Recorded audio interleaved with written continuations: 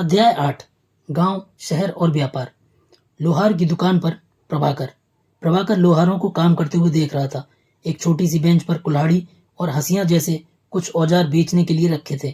दूसरी ओर भट्टी जल रही थी। औजार बनाने के लिए दो लोग लोहे की एक छड़ को गर्म कर उसे पीट रहे थे। प्रभाकर को ये सब बड़ा मजेदार लग रहा था। लोहे के औजार और खेती। लोहे का प्रयोग आज एक आम बात है। लोहे की चीजें हमारी रोजमर्रा की जिंदगी का हिस्सा बन गई हैं। इस उपमहाद्वीप में लोहे का प्रयोग लगभग 3000 साल पहले शुरू हुआ। महापाषाण कब्रों में लोहे के औजार और हथियार बड़ी संख्या में मिले हैं। इनके बारे में तुम अध्याय 4 में पढ़ चुके हो। करीब 2500 वर्ष पहले लोहे के औजारों के बढ़ते उपयोग का प्रमाण मिलता है। इनमें जंगलों को साफ करने के लिए कुल्हाड़ियां और जुताई के लिए हलों के फाल शामिल हैं। अध्याय 5 में तुमने पढ़ा था कि लोहे का फाल के इस्तेमाल से कृषि उत्पादन बढ़ गया था। कृषि उत्पादन बढ़ाने के लिए उठाए गए अन्य कदम। सिंचाई।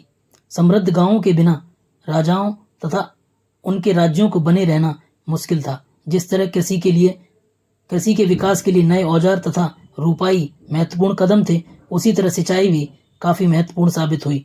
इस समय सिंचाई के लिए नहरें, कुएं, तालाब और कृत्रिम जलाशय बनाए गए। औजारों की सूची में इन चित्रों के नाम चुनें। हंसिया, कुल्हाड़ी, सड़ासी। लोहे की ऐसी 5 चीजों की सूची बनाओ जिनका प्रयोग तुम रोज करते हो। इस चार्ट में तुम्हें सिंचाई से आए परिवर्तन दिखाए गए हैं। खाली स्थानों में सही वाक्य भरो। गांव में कौन रहते थे?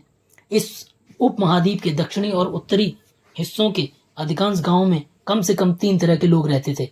तमिल क्षेत्रों में बड़े भूस्वामियों को वेल्लला, साधारण हलवाहों को उड़वार और भूमिहीन मजदूरों को 10 कड़ेसियार और अदमई कहलाते थे। देश के उत्तरी हिस्से में गांव का प्रधान व्यक्ति ग्राम भोजक कहलाता था। अक्सर एक ही गांव के लोग इस पद पर कई पीढ़ियों तक बने रहते थे, यानी कि यह पद आनुवंशिक था।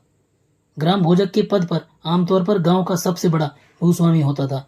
साधारणतया इनकी जमीन पर इनके दास और मजदूर काम करते थे। इसके अतिरिक्त प्रभावशाली होने के कारण प्राय राजा भी कर वसूलने का काम इन्हीं को सौंप देते थे। न्यायाधीश का और कभी कभी पुलिस का भी काम करते थे। ग्राम भोजकों के अलावा अन्य स्वतंत्र कृषक भी होते थे, जिन्हें गृहपति कहते थे। इनमें ज्यादातर छोटे किसान ही होते थे। इसके अतिरिक्त कुछ ऐसे स्त्री पुरुष थे जिनके पास अपनी जमीन नहीं होती थी। इनमें दास कर्मकार आते थे, जिन्हें दूसरों की जमीन पर काम करके अपनी जीविका चलानी पड़ती थी। अधिकांश गांवों में लोहार, कुम्हार, बढ़ई, बुनकर जैसे कुछ शिल्पकार भी होते थे। प्राचीनतम तमिल रचनाएं। तमिल की प्राचीनतम रचनाओं को संगम साहित्य कहते हैं। इनकी रचना करीब 2300 साल पहले की गई। इन्हें संगम इसलिए कहा जाता है क्योंकि मदुरई के कवियों के सम्मेलनों में इनका संकलन किया जाता था। गांव में रहने वाले जिन तमिल नामों का उल्लेख किया गया है वे संगम साहित्य में पाए जाते हैं। सिक्के। पुरातत्वविदों को इस युग के हजारों सिक्के मिले हैं। सबसे पुराने आहत सिक्के थे जो करीब 500 साल चले। इस चित्र को नीचे दिया गया है, इसको देखिए। चांदी या तांबे के सिक्के पर विभिन्न आकृतियों को आहत कर बनाए जाने के कारण इसे आहत सिक्का कहा जाता था। आहत सिक्के सामान्यतः आयताकार और कभी कभी वर्गाकार या गोल होते थे। ये या तो धातु की चादर को काटकर या धातु के चपटे गोलिकाओं से बनाए जाते थे। इन सिक्कों पर कुछ लिखा नहीं हुआ करता था, बल्कि इन पर कुछ चिन्ह ठप्पे से बनाए जाते थे, इसीलिए ये आहत सिक्के कहलाए। ये सिक्के उपमहाद्वीप के लगभग अधिकांश हिस्सों में पाए जाते हैं। ईसा की आरंभिक सदियों तक ये प्रचलन में रहे। विनिमय के अन्य साधन। संगम साहित्य की इस छोटी सी कविता को पढ़ो। खेतों के सफेद धान गाड़ियों पर लादे जा रहे थे। नमक के लिए लंबे लंबे रास्ते। चांदनी सी सफेद रेत पर परिवार को समेटे, कहीं पीछे न छूट जाएं। शहरों से नमक के सौदागरों के यूं चले जाने से सिर्फ सन्नाटा रह जाता है। समुद्र के किनारे नमक का बहुत ज्यादा उत्पादन होता था। व्यापारी किस चीज का विनिमय करते थे, वे किस तरह यात्रा करते थे? जैसा कि बताया गया, धान गाड़ियों पर यात्रा करते थे और नमक और धान खेतों से इन चीजों का व्यापार करते थे। नगर, अनेक गतिविधियों के केंद्र। अक्सर नगर कई कारणों से महत्वपूर्ण हो जाते हैं। उदाहरण के लिए मथुरा को देखो, यह 2500 साल से भी ज्यादा से एक महत्वपूर्ण नगर रहा है, क्योंकि यह यातायात और व्यापार के दो मुख्य रास्तों पर स्थित था। इसमें से एक रास्ता उत्तर पश्चिम से पूरब की ओर जाता था और दूसरा रास्ता उत्तर से दक्षिण की ओर जाने वाला था। शहर के चारों ओर किलेबंदी थी। इसमें अनेक मंदिर थे। आसपास के किसान तथा पशुपालक शहर में रहने वालों के लिए भी भोजन जुटाते थे। मथुरा बेहतरीन मूर्तियां बनाने का केंद्र था। लगभग 2000 साल पहले मथुरा कुषाणों की दूसरी राजधानी बनी। इसके बारे में तुम आगे पढ़ोगे। मथुरा एक धार्मिक केंद्र भी रहा है। यहाँ बौद्ध विहार और जैन मंदिर हैं। यह कृष्ण भक्ति का एक महत्वपूर्ण केंद्र था। मथुरा में प्रस्तर खंडों और मूर्तियों पर अनेक अभिलेख मिले हैं। आमतौर पर ये संक्षिप्त अभिलेख हैं जो स्त्रियों तथा पुरुषों द्वारा मठों या मंदिरों को दिए जाने वाले दान का उल्लेख करते हैं। प्रायः शहर के राजा, रानी, अधिकारी, व्यापारी, शिल्पकार इस प्रकार के दान करते थे। उदाहरण के लिए मथुरा के अभिलेखों में सुनारों, लोहारों, बुनकरों, टोकरी बुनने वालों, माला बनाने वालों और इत्र बनाने वालों के भी उल्लेख मिलते हैं। मथुरा के लोगों के व्यवसाय की एक सूची बनाओ। एक ऐसे व्यवसाय का नाम बताओ जो हड़प्पा में नहीं था। शिल्पकार और शिल्प। पुरास्थलों से शिल्पों के नमूने मिले हैं। इनमें से मिट्टी के बहुत ही पतले और सुंदर बर्तन मिले हैं, जिन्हें उत्तरी काले चमकीले पात्र कहा जाता है, क्योंकि ये ज्यादातर उपमहाद्वीप के उत्तरी भाग में मिले हैं। ध्यान रहे कि अन्य दूसरे शिल्पों के अवशेष नहीं बचे होंगे। जैसे कि विभिन्न ग्रंथों से हमें पता चलता है कि कपड़ों का उत्पादन बहुत महत्वपूर्ण था। उत्तर में वाराणसी, दक्षिण में मदुरई इसके प्रसिद्ध केंद्र थे। यहाँ स्त्री पुरुष दोनों काम करते थे। अनेक शिल्पकार और व्यापारी अपने अपने संघ बनाने लगे थे, जिन्हें श्रेणी कहते थे। शिल्पकारों की श्रेणियों का काम प्रशिक्षण देना, कच्चा माल उपलब्ध कराना और तैयार माल का वितरण करना था, जबकि व्यापारियों की श्रेणियां व्यापार का संचालन करती थी। श्रेणियां बैंकों के रूप में काम करती थीं, जहां लोग पैसा जमा रखते थे। इस धन का निवेश लाभ के लिए किया जाता था। उससे मिले लाभ का कुछ हिस्सा जमा करने वालों को लौटा दिया जाता था या फिर मठ आदि धार्मिक संस्थानों को दिया जाता था। उत्तरी काले चमके पात्र। ये एक कठोर चाक निर्मित धातु की तरह दिखने वाले तथा चमकदार काली सतह वाले पात्र हैं। इसे बनाने के लिए कुम्हार मिट्टी के बर्तनों को भट्टों पर उच्च तापमान पर रखते थे, जिसके परिणाम स्वरूप इन बर्तनों की बाहरी सतह काली हो जाती थी। इन पर एक पतली काली लेप भी लगाई जाती थी, जो इन बर्तनों को शीशे जैसी चमक प्रदान करता था। सूत कातने और बुनने के नियम। ये नियम अर्थशास्त्र के हैं। अध्याय 7 में अर्थशास्त्र का उल्लेख किया गया है। इसमें वर्णन किया गया है कि किस प्रकार एक विशेष पदाधिकारी की देखरेख में कारखानों में सूत की कताई और बुनाई की जाती थी। ऊन, पेड़ों की छाल, कपास, पटुआ तथा सन को तैयार करने के कामों में विधवाओं, सक्षम अक्षम महिलाओं, भिक्षुणियों, वृद्धा वेश्याओं, राजा की अवकाश प्राप्त दासियों, सेविकाओं और अवकाश प्राप्त देवदासियों को लगाया जा सकता है। इन्हें इनके काम के और गुणवत्ता के अनुसार पारिश्रमिक देना चाहिए। जिन महिलाओं को बाहर निकलने की अनुमति नहीं है, वे अपनी दासियों को भेजकर कच्चे माल को मंगवा सकती हैं और फिर तैयार माल उन्हें भिजवा सकती हैं।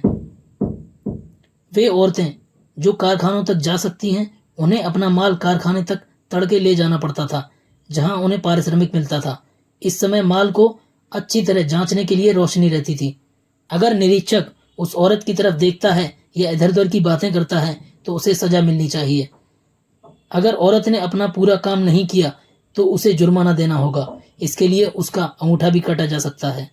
उन महिलाओं की सूची बनाओ जिन्हें निरीक्षक नियुक्त कर सकता था। क्या काम करने के दौरान महिलाओं को मुश्किलें झेलनी पड़ती थी? सूक्ष्म निरीक्षण। अरिकामेडु। मानचित्र 7 में पृष्ठ 89 में अरिकामेडु को ढूंढो। पुडुचेरी। लगभग 2200 से 1900 साल पहले अरिकामेडु एक पत्तन था। यहाँ दूर दूर से आए जहाजों से सामान उतारे जाते थे। यहाँ ईंटों से बने एक ढांचा मिलता है जो संभवतः गोदाम रहा हो। यहाँ मध्य सागरीय क्षेत्र में एम्फोरा जैसे पात्र मिले हैं। इनमें शराब या तेल जैसे तरल पदार्थ रखे जा सकते थे। इनमें दोनों तरफ से पकड़ने के लिए हत्थे लगे हैं। साथ ही यहाँ एरेटाइन जैसे मोहर लगे लाल चमकदार बर्तन भी मिले हैं। इन्हें इटली के एक शहर के नाम पर एरेटाइन पात्र के नाम से जाना जाता है। इसे मोहर लगे सांचे पर गीली चिकनी मिट्टी को दबाकर बनाया जाता था। अभिलेखित मिट्टी के बर्तन। कई बर्तनों पर ब्राह्मी लिपि में अभिलेख मिले हैं। प्रारंभ में तमिल भाषा के लिए इसी लिपि का प्रयोग किया जाता था, इसलिए इन्हें तमिल ब्राह्मी अभिलेख भी कहा जाता है। कुछ ऐसे बर्तन भी मिले हैं जिनका डिजाइन तो रोम का था, किंतु वे यहीं बनाए जाते थे। यहाँ रोमन लैंप, शीशे के बर्तन तथा रत्न भी मिले हैं। साथ ही छोटे छोटे कुंड मिले हैं जो संभवतः कपड़े की रंगाई के पात्र रहे होंगे। यहाँ पर शीशे और अर्ध बहुमूल्य पत्थरों से मन के बनाने के पर्याप्त साक्ष्य मिले हैं। रोम के साथ संबंध दर्शाने वाली साक्ष्यों की सूची बनाओ। एक यूनानी नाविक द्वारा दिया गया विवरण। भरूच का यूनानी नाम बेरिगाजा की कहानी। बेरिगाजा की सकरी खाड़ी में समुद्र से आने वालों के लिए नाव चला पाना बहुत मुश्किल होता था। राजा के द्वारा नियुक्त कुशल और अनुभवी स्थानीय मछुआरे ही यहाँ जहाज ला सकते थे। बेरिगाजा में शराब, तांबा, टिन, सीसा, मूंगा, पुखराज, कपड़े, सोने और चांदी के सिक्कों का आयात होता था। हिमालय की जड़ी बूटियां, हाथी दांत, गोमेद, कार्निलियन, सूती कपड़ा, रेशम और इत्र यहाँ से निर्यात किए जाते थे। राजा के लिए व्यापारी विशेष उपहार लाते थे। इनमें चांदी के बर्तन, गायक, किशोर, सुंदर औरतें, अच्छी शराब, उत्कृष्ट महीन कपड़े शामिल थे। बेरिगाजा से आयात और निर्यात होने वाली चीजों की सूची बनाओ। 2 ऐसी सूची बताओ जिनका उपयोग हड़प्पा युग में नहीं होता था। व्यापार और व्यापारी। तुमने उत्तरी काले पॉलिश वाले बर्तनों के बारे में पढ़ा है। ये खूबसूरत बर्तन, खास तौर से इनकी कटोरियां और थालियां, इस उपमहाद्वीप के अनेक पुरास्थलों से मिले हैं। सवाल उठता है कि इन जगहों पर ये बर्तन कैसे पहुंचे होंगे। ऐसा अनुमान लगाया जाता है कि जहां ये बनते थे वहां से व्यापारी इन्हें ले जाकर अलग अलग स्थानों पर बेचते थे। दक्षिण भारत सोना, मसाले, खासतौर पर काली मिर्च और कीमती पत्थरों के लिए प्रसिद्ध था। काली मिर्च की रोमन साम्राज्य में इतनी मांग थी कि इसे काले सोने के नाम से बुलाते थे। व्यापारी इन सामानों को समुद्री जहाजों और सड़कों के रास्ते रोम पहुंचाते थे। दक्षिण भारत में एक ऐसे अनेक रोमन सिक्के मिले हैं। इससे यह अंदाजा लगाया जा सकता है कि उन दिनों रोम के साथ अच्छा व्यापार चल रहा था। क्या तुम बता सकती हो कि ये सिक्के भारत कैसे और क्यों पहुंचे होंगे। व्यापार से जुड़ी एक कविता। व्यापार के प्रमाण हमें संगम कविताओं में भी मिलते हैं। नीचे लिखी गई कविता में पूर्वी समुद्र तट पर स्थित पुहार पत्तन पर लाए जाने वाले माल का वर्णन मिलता है। समुद्री जहाजों पर लाए गए तेज तर्रार घोड़े, गाड़ियों पर काली मिर्च की गठरियां, हिमालय से मिले रत्न और सोना, दक्षिण की पहाड़ियों से चंदन की लकड़ियां, दक्षिणी सागर के मोती, पूर्वी सागर के मूंगे, गंगा और कावेरी की फसलें, श्रीलंका से आए खाद्यान्न, म्यांमार के बने मिट्टी के बर्तन और दुर्लभ कीमती आयात। कविता में उल्लेखित चीजों की सूची बनाओ। क्या तुम बता सकते हो कि इन चीजों का उपयोग किस लिए किया जाता रहा होगा। व्यापारियों ने कई समुद्री रास्ते खोजे। इनमें से कुछ समुद्र के किनारे चलते थे, कुछ अरब सागर और बंगाल की खाड़ी पार करते थे। नाविक मानसूनी हवा का फायदा उठाकर अपनी यात्रा जल्दी पूरी कर लेते थे। वे अफ्रीका या अरब के पूर्वी तट से इस उपमहाद्वीप के पश्चिमी तट पर पहुंचना चाहते थे तो दक्षिण पश्चिमी मानसून के साथ चलना पसंद करते थे। इन लंबी यात्राओं के लिए मजबूत जहाजों का निर्माण किया जाता था। समुद्र तटों से लगे राज्य। इस उपमहाद्वीप के दक्षिणी भाग में बड़ा तटीय प्रदेश है। इसमें बहुत से पहाड़ और नदी के मैदान हैं। नदियों के मैदानी इलाकों में कावेरी का मैदान सबसे उपजाऊ है। मैदानी इलाके तथा तटीय इलाकों के सरदारों और राजाओं के पास धीरे धीरे काफी संपत्ति और शक्ति हो गई। संगम कविताओं में मूवेंदार की चर्चा मिलती है। यह एक तमिल शब्द है जिसका अर्थ है 3 मुखिया। इसका प्रयोग 3 शासक परिवारों के मुखियाओं के लिए किया गया है। ये थे चोल, चेर और पांडे। मानचित्र 7 पर पृष्ठ 89, जो लगभग 2300 वर्ष पहले दक्षिण भारत में काफी शक्तिशाली माने जाते थे। इनके लिए शब्द है मुवेंदार। चोल, चेर और पांड्य, इन 3 मुखियाओं के अपने 2-2 सत्ता केंद्र थे। इनमें से एक तटीय हिस्से में, दूसरा अंदरूनी हिस्से में था। इस तरह 6 केंद्रों में से 2 महत्वपूर्ण थे। एक चोलों का पत्तन पुहार या कावेरीपट्टनम, दूसरा पांड्यों की राजधानी मदुरई। ये मुखिया लोगों से नियमित कर के बजाय उपहारों की मांग करते थे। कभी कभी ये सैनिक अभियानों पर भी निकल पड़ते थे और आसपास के इलाकों से शुल्क वसूल करते थे। इनमें से कुछ धन वे अपने पास रख लेते थे, बाकी धन अपने समर्थकों, नाती रिश्तेदारों, सिपाहियों और कवियों के बीच बांट देते थे। अनेक संगम कवियों ने उन मुखियाओं की प्रशंसा में कविताएं लिखी हैं जो उन्हें कीमती जवाहरात, सोने, घोड़े, हाथी, रथ या सुंदर कपड़े दिया करते थे। इसके लगभग 200 वर्षों के बाद पश्चिम भारत मानचित्र 7 पृष्ठ 89 में सातवाहन नामक राजवंश का प्रभाव पड़ गया। सातवाहनों का सबसे प्रमुख राजा गौतमीपुत्र श्री सातकर्णी था। उसके बारे में हमें उसकी माता गौतमी बलश्री द्वारा दान किए गए एक अभिलेख से पता चलता है। वह और अन्य सभी सातवाहन शासक दक्षिणापथ के स्वामी कहे जाते थे। दक्षिणापथ का शाब्दिक अर्थ दक्षिण की ओर जाने वाले रास्ता होता है। पूरे दक्षिणी क्षेत्र के लिए भी यह नाम प्रचलित था। श्री सातकर्णी ने पूर्वी, पश्चिमी और दक्षिणी तटों पर अपनी सेनाएं भेजी। क्या तुम बता सकती हो कि सातकर्णी तटों पर नियंत्रण क्यों करना चाहता था? रेशम मार्ग और कुषाण, कुछ शासक इसके बड़े बड़े हिस्सों पर अपना नियंत्रण करना चाहते थे क्योंकि इस रास्ते पर यात्रा कर रहे व्यापारियों से उसे कर, शुल्क और तोहफों के जरिए लाभ मिलता था। इसके बदले ये शासक इन व्यापारियों को अपने राज्य से गुजरते वक्त लुटेरों के आक्रमण से सुरक्षा देते थे। सिल्क रूट पर नियंत्रण रखने वाले शासकों में सबसे प्रसिद्ध कुषाण थे। करीब 2000 साल पहले मध्य एशिया तथा पश्चिमोत्तर भारत पर इनका शासन था। पेशावर और मथुरा इनके 2 मुख्य शक्तिशाली केंद्र थे।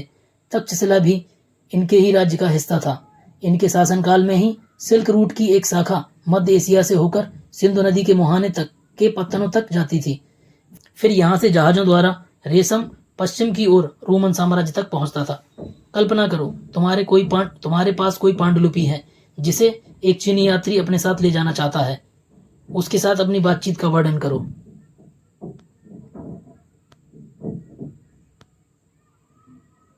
कुछ महत्वपूर्ण तिथियां। उपमहाद्वीप में लोहे के प्रयोग की शुरुआत लगभग 3000 साल पहले। लोहे के प्रयोग में बढ़ोतरी नगर आहत सिक्के करीब 2500 साल पहले। संगम साहित्य की शुरुआत करीब 2300 साल पहले। अरिकामेडु का पत्तन लगभग 2200 साल तथा 1900 साल पहले। रेशम बनाने की कला का खोज लगभग 7000 साल पहले। चोल, चेर, पांड्य लगभग 2300 साल पहले। रोमन साम्राज्य में रेशम की बढ़ती मांग लगभग 2000 साल पहले। कुषाण शासक कनिष्क लगभग 1900 साल पहले। फाहयान का भारत आगमन लगभग 1600 साल पहले। वेन सांख्य की भारत यात्रा। अप्पार की शिव स्तुति की रचना लगभग 1400 साल पहले।